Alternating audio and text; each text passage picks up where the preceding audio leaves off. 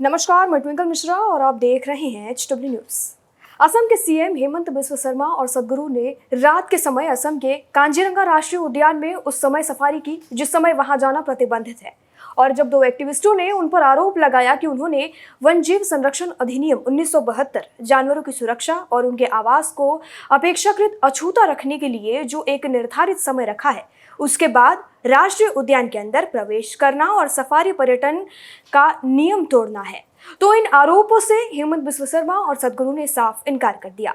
अब लोगों ने इस पर सवाल उठाना शुरू कर दिया है कि जो नियम सामान्य लोगों के लिए बनाया गया है, क्या उस नियम का पालन बड़ी हस्तियां नहीं कर सकती हैं?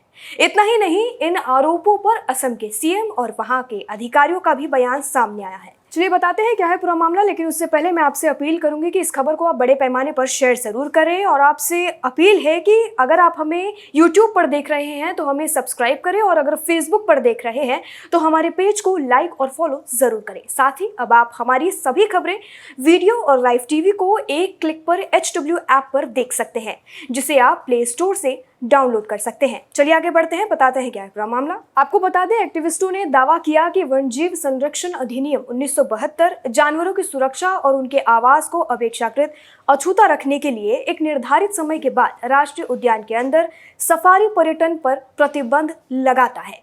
सोशल मीडिया और स्थानीय चैनलों पर प्रसारित वीडियो में सदगुरु को सीएम शर्मा और पर्यटन मंत्री बरुआ के साथ एक ओपन सफारी SUV चलाते हुए दिखाया गया है। सीएम शर्मा ने कहा कि कोई उल्लंघन नहीं हुआ है। वन्यजीव कानून के अनुसार वार्डन रात में भी संरक्षित क्षेत्र में प्रवेश की अनुमति दे सकता है। कोई कानून लोगों को रात में प्रवेश करने से नहीं रोकता है। इस सीजन के लिए इस पार्क का औपचारिक उद्घाटन किया था। सदगुरु और श्री श्री रविशंकर आए थे क्योंकि उनके लाखों अनुयायी हैं। इस बार हम उम्मीद करते हैं कि कांजीरंगा के लिए पर्यटन का मौसम बहुत अच्छा रहेगा। इतना ही नहीं, आपको बता दें कि ट्विटर पर सीएम हेमंत बिस्वा शर्मा और सदगुरु की नाइट सफारी का विरोध करते हुए एक्टिविस्ट मनोरंजन पेगू ने लिखा है कि कांजीरंगा में सूर्यास्त के बाद किसी भी सफारी की अनुमति नहीं है, लेकिन यहाँ के एक सीएम और जग्गी वासुदेव राइनो को बचाने की बात करते हुए वन्यजीव प्रोटोकॉल को खुलेआम तोड़ रहे हैं। विडंबना। इतना ही नहीं, असम सरकार ने भी इस वासुदेव के साथ मिट्टी बचाने के लिए एक समझौता ज्ञापन पर हस्ताक्षर किए हैं। भगवान असम को बचाए। एक अन्य एक्टिविस्ट महेश लिखते हैं कि #सेव सॉइल और #कावेरी कॉलिंग के नाम पर वह एक भव्य जीवन जीने के लिए दान मांगते हैं। वह मशहूर हस्तियों, शीर्ष राजनेताओं और व्यवसायियों से दोस्ती करता रहता है। BBC के साथ उनका हालिया इंटरव्यू खुद को उजागर करने का एक प्रमुख उदाहरण है। इसी क्रम में महेश अपने ट्वीट में आगे लिखते हैं कि कोयम्बटूर के पास अपने आश्रम के कथित अवैध निर्माण के बारे में पूछे जाने पर वह इंटरव्यू छोड़कर चले जाते हैं। यहाँ तक कि #कावेरी कॉलिंग अभियान के दौरान पैसे इकट्ठा करने पर अदालतों ने भी फटकार लगाई है। उन्होंने कावेरी नदी के तट पर भी पौधा नहीं लगाया। आगे रिपोर्ट की माने तो एक वरिष्ठ अधिकारी ने बताया कि गोलाघाट जिले के बोखाटा थाने में राष्ट्रीय उद्यान के किनारे स्थित गांवों के निवासियों ने पिछले दिन अंधेरे में जीप सफारी करने पर एक शिकायत दर्ज कराई है। नाम न छिपाने की शर्त पर एक अधिकारी ने कहा है कि हमने मामले की जांच शुरू कर दी है। चूंकि KNP वन विभाग के अंतर्गत आता है, इसीलिए हमने उद्यान के संभागीय वन अधिकारी से आरोप की स्थिति पर रिपोर्ट मांगी है।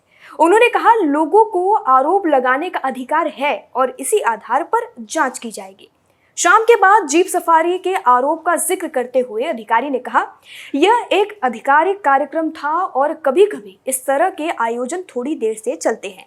ऐसे में मुझे नहीं लगता कि हम इसे कानून का उल्लंघन कह सकते हैं। उद्यान के पास मोरोगियाल और बिलीजन गांवों के निवासी सोनेश्वर नारा और प्रवीण पेगू ने पुलिस को दी अपनी शिकायत में आरोप लगाया है कि शाम के बाद हेडलाइट्स के साथ जीप सफारी करना वन्यजीव संरक्षण अधिनियम 1972 का उल्लंघन है। उन्होंने सदगुरु जगदीश जग्गी वासुदेव शर्मा, राज्य के पर्यटन मंत्री जयंत मल्ला, बरुआ और अन्य की तत्काल गिरफ्तारी की मांग भी की है, जो जीप सफारी का हिस्सा थे।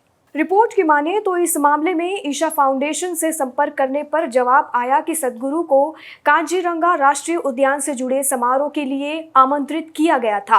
हमारा मानना है कि इस खास मौके के लिए सरकार की ओर से भी जरूरी अनुमति ली गई होगी। उचित होगा यदि आप इस पर स्पष्टीकरण के लिए संबंधित सरकारी विभाग से संपर्क करें। इस पूरे खबर पर अपनी राय कमेंट सेक्शन में लिखकर हमें जरूर बताएं। वीडियो यहीं समाप्त होता है। धन्यवाद। अब खबरें पाइए सबसे पहले हमारे मोबाइल न्यूज एप्लीकेशन पर।